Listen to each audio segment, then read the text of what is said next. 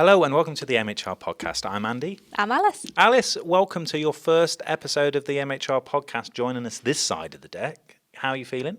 Good, thank you. Yeah. Usually you're the other side in the producer's room looking after assistant producer Tom. I imagine this is a lot nicer place to be, actually, isn't it? Oh, it's so much easier. He's a nightmare. Yeah, So thank you, Alice. Emma's off sick this week, so we wish her well, but her loss is our gain because we've got you now to talk about what I hope will be a discussion on Talk Money Week. Oh, lovely. Are you sure? Yes. Do you want to talk about money? Let's try. We have to try. That's the point, right? It's a touchy subject for a lot of people, Yes. talking about finances, and that's what Talk Money Week is about. So if it's all right with you, I thought what we could do this week is we'll talk about what that week is, or the initiative. We can talk about what businesses and employees need to do to address those money problems. And I've also got a bit of a guide from MHR on how to address financial well-being of employees, so we can offer a bit of advice. Sound good? Sounds good. Cool, all right then. We'll kick it off then. First bit is, what is Talk Money Week? Have you heard about it before? I've heard a few things. Have you? Oh, okay. Yes. Is that reading about this episode? No comment. Yeah, okay. Yeah. I wasn't very aware of it either. So it's an initiative run by the Money and Pension Service, and it runs from the 6th to the 10th of November. So it's this week, so it's a great time to talk about it. And I thought it was really apt for us as well, right? Because we've done loads of podcasts this year. We've done about 50 by the end of this year. Wow. And a lot of them talk about financial well-being. And at the very start of this year, we talked about employee wellbeing checklists and what was the main thing that helped drive employee retention and satisfaction. And we made a lot of comments and observations on that financial wellbeing is increasingly a higher priority for employees. Right. Whereas usually you looked at emotional wellbeing or physical wellbeing. Yeah, that's true. And those are the typical things you think are a priority. But financial well-being still remains very much top. And when you've got a Gen Z workforce coming in saying they want more from an organisation, not just a remuneration, but they want the support, they want that extra added value that businesses can offer them as to why they would stick or apply to a business, I think this is a really interesting topic. Definitely. So, Talk Money Week is about acknowledging that a lot of people struggle to talk about their finances. And that even though we're in a world at the moment where the cost of living crisis has kind of been there all year, a lot more people are struggling. It's a lot tighter for a lot of people. Yes. We're still acknowledging that it's very hard to talk about these things, even though we're a lot more empathetic or conscious that these are things that are affecting a lot more people. So Talk Money Week is about making sure that everyone has got an opportunity to raise concerns about their financial well-being and get access and join conversations that are going to help give you routes to solve your problems and get ahead of it, right?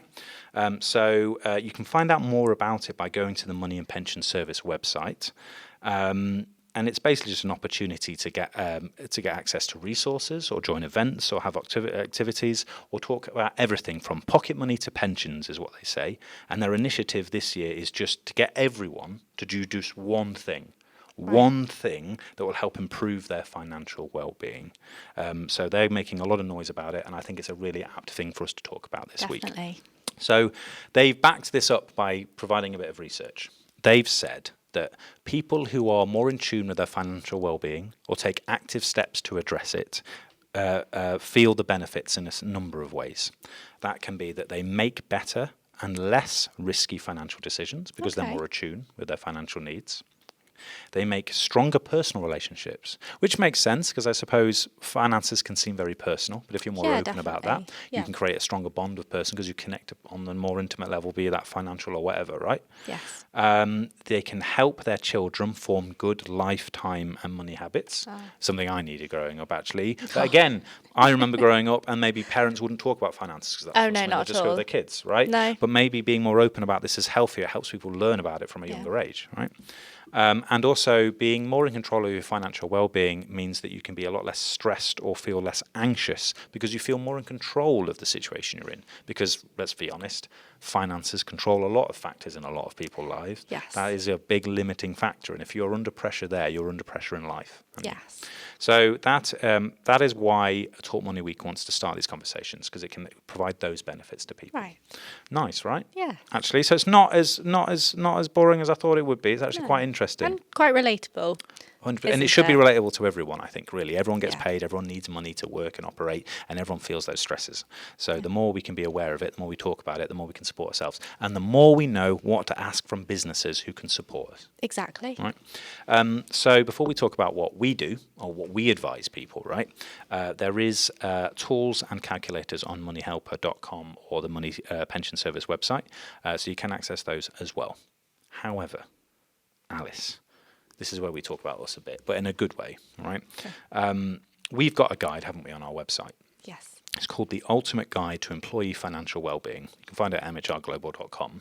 And I think it's a really nice response to what we talked about earlier, which was the check-ins guide released this year going, people really want financial wellbeing. What does that mean? What does business need to do? How can they address the fundamentals of what employers want, right? And the headlines of that guide is that, you need to be very clear about what you're offering people, and you need to make sure you're offering certain things or addressing them to encourage financial wellbeing. And that is, fair salary.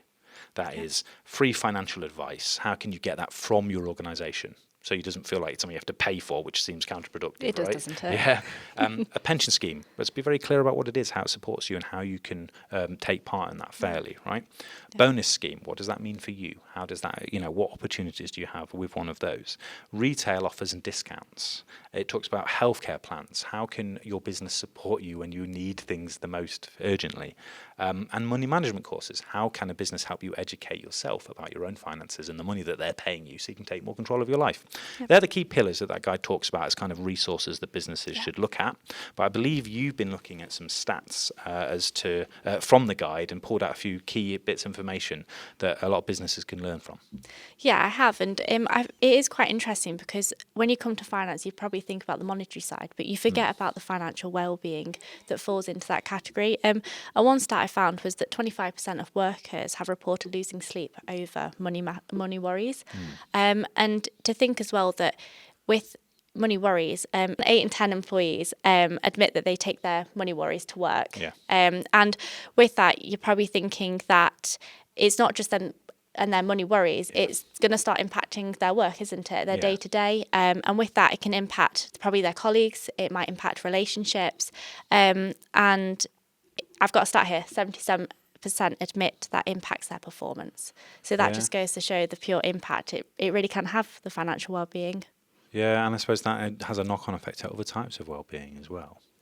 And especially, I can see the relate to the kind of the personal one a bit, isn't it, as well? Because obviously, the reason you work is to get money so you can afford to live. And if you're under pressure, then you're not enjoying your life, which means you're not enjoying your relationships, which means you're not enjoying your personal opportunities to just do the things or whatever you want to do. So when it has a knock-on effect with other people, it just seems ultimately fair, and that's when it starts to spiral, right? Yeah, definitely. And I think it goes to show how important it is that, we spoke about kind of talking about, it's Money Week, but opening up that communication. But also I think for businesses to reach out to their employees as well and show that there is advice out there, there's help, there's someone to talk to, because, if they're not going to reach out to their employees, then employees probably are thinking, who can I talk to? I know certainly being younger in the organisation, but it's true, you come from school, university, and no one really teaches you about money. Yeah, it's interesting because that's how I feel. I mean, I'm unfortunately, as you've highlighted, I'm a bit older. I never said that. You hinted.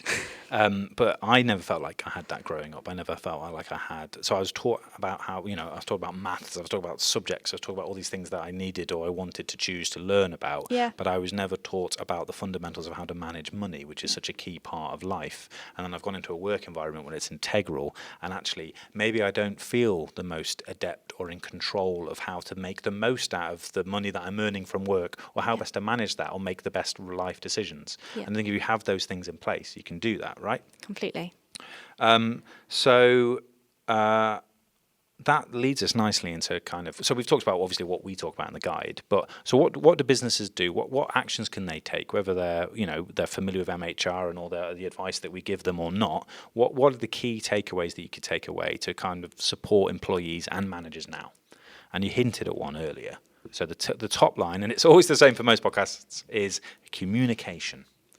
It is always communication, but the idea is, and it's kind of the main focus of Talk Money Week from what I read, is about enabling conversations, hosting conversations, and fostering a dialogue between employees and managers so they can help keep lines of communication open, right? So it's enabling people to feel comfortable about going, I have this issue and I can talk to my manager about it, because my manager wants to hear, they want to be involved and they want to help. I won't be judged. I won't feel silly, because the immediate assumption is a lot of people is going, financial problems are very personal. Completely. It's about money, and I don't want to look silly in front of someone because maybe I've not managed money, or money hasn't been able to be managed in the right way, and that will be a reflection on me or my ability, and I don't want to be judged at work, so why would I bring that into a workspace environment? It doesn't have to be about that. So not everyone seems to trust their managers, and managers may find it difficult to discuss this with other people because they don't feel informed. So we have to inform managers how to hold these conversations. Anonymised surveys to ask employees about financial well-being can help this. So if this is new to an organisation, it's like, how do we get the scope of the amount of people that are struggling with this so we can build a solution in place without making people feel vulnerable? Yeah, and let's be honest, it is hard to start that conversation, but once you get the ball rolling, yeah, exactly. It does get easier. And like you say, I think hopefully we move to a more open about this subject, because it is, let's be honest, we grow up and no one talks about money. No. And it fosters trust, doesn't it, between yourself and your manager, and you feel like the culture's there to support you rather than judge you. Yeah. So communication is key. The next one I think is really interesting is to do more about the software that you have in place, right? The solutions that you can utilize in your workspace, right? So once you've got those communication lines open, you need to start putting together a series of bespoke solutions. So to do that, you need to look at what are your processes? How do you automate those? Or how do you harness or foster opportunities in your organization for people to access these solutions, right? So let's be honest. If you went to HR, or if you went to your manager, or you went to someone you work with personally and you could talk to, and you said, I'm having this problem financially or with my well-being in whatever way, you won't be the first. No, you're not the first person in the world to have well-being issues. No. And I think a lot of businesses, a lot of employees starting to understand that probably all of these things have been talked about before, and there've always been solutions. If a business can start to get on top of that and go, we know if someone's in this position, this is the solution that can help them. So why don't we start building processes in place where we can go, don't worry, you're not alone. This isn't the first time. Yeah. There is something that can help. And we've got a process in place. Suddenly you feel a lot more supported. You feel like you're on a path to success. You're on a route out of the problem. And I think businesses need to look at that. We have software that we use People First, or I can track my check-ins with people. So automatically there's a process there to communicate. I've got opportunities to log on and do some learning if I want to do money management courses or develop myself. That's in place. Yeah. I've got an opportunity to check in and let people know about my concerns, and that's logged, and that triggers a process if I need to do that. Yeah. All these things help. Definitely. And I think one thing you've just kind of noted there is with the check-ins, or even just like say talking about it or putting processes, it's creating up a bit more of a transparency about pay or any challenges you have. One thing I found with our own software, I can drop it in here, but we have real-time payroll. It's quite a modern way of looking at payroll, but what it means is that basically when I log on and I can see my pay slip, if I put an expense in, it shows up straight away. So things like pre-planning for budgeting, or if I have something coming up, I know exactly what I'm being paid. Yeah. But for me, something that you probably is a key challenge is people are probably wanting to know how much they're paid so that they can, like, say, afford their lifestyle or look forward to paying off something. But at the end of the day, whether it's communication or you're using technology like real-time payroll, it's opening that transparency, isn't it? It's having a bit more awareness about your situation. I think we take it for granted as well, because we work like 9 to 5 jobs at a desk, right, or in an office environment, right? Yeah. So we know that we have a contract and we work hours, and that month is a certain fixed amount. Not every industry is the same. Not every workplace is the same. Not every employee in a workplace is the same. There's loads of mixed ways of people being paid per time, per hours, per how they do it, shift patterns. It's all very complicated for lots of different organisations. So as soon as you look at that in terms of, well, what's the impact of me being able to see what I earn as I earn and draw down from that as I need to, in that kind of pay-as-you-go, real-time kind of method, you start to see a lot more value behind the ability to make informed decisions based on what you know is currently there, rather than going, oh, well, it's a lump sum at the end and then I'll figure it out. Well, no, actually, I don't need to. I know what I'm earning, and if I'm in a shift pattern, say I work in retail or I work in hospitality, and actually I can pick and choose when I work or the way it works, I want to know that the decisions I'm making are racking up to a certain amount, and I've got full control of that. Because now I can make more decisions about my personal life, or what I'm going to do to spend the money, or what I need from that, or how much hours I need to work this week. But you just said something key there, which is the control. Because if you have more control over your finances, let's be honest, you're going to be more confident, aren't you? And again, we talk about trust, but if you have confidence in your finances, you probably, whether it's good or bad, but you can go and talk to your manager and trust in them that they will listen to you and offer advice if you need to, or like you say, if you have confidence in your finances, that you probably might go for more opportunities. It's endless. You live off it. Let's be honest. Absolutely. And the last tip that they had here was maintaining your data records. This goes back to people data, which we tend to talk about quite a lot. And it goes back to what we're talking about. So we have a system, right, where we can do real-time payroll, right? Yes. That's what we offer to businesses. We also have softwares that make sure that you have better sight of your people data.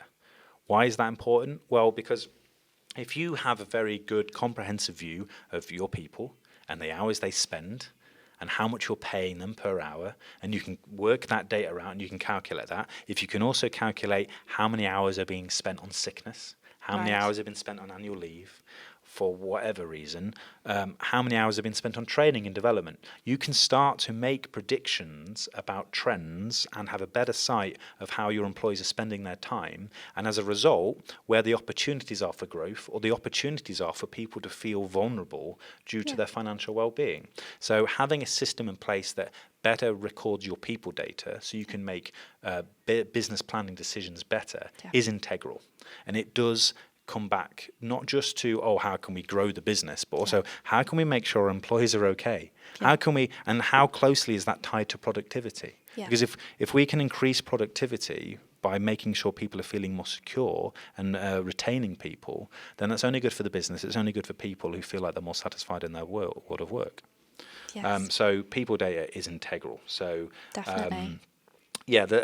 Again, increased absenteeism, sickness, leave, all these signs of bad productivity. If you're not recording them, you're never going to track them. You're going to lose people. You're going to start losing money as well. Businesses don't want that. So I think, unless there's anything else, I think we've covered Talk Money Week. We've talked about it. We have. Do you feel more informed? I do indeed, actually. How's your financial well-being? How is it? Yeah, it's a very personal question, but I feel like you should be able to talk about it now. We can talk about it. It's good. Good. It's good. Right, Ask me in the new year after Christmas. Yeah, well, it's a very we'll have different another situation. chat. Cool. Well, thanks, Alice. I feel like I'm more informed about Talk Money Week. I'm glad we've talked about it. Hopefully it's encouraged other people to talk about it this week while it's so important. If you want to find out more about what we suggest in regards to your financial well-being, you can go on the MHR Global website. You can download the Ultimate Guide to Financial Wellbeing. It's all on there. It's very helpful and it's a quick read. Otherwise, you can find us on socials and we'll be back next week. I've been Andy. And I'm Alice. Cheers. Bye-bye.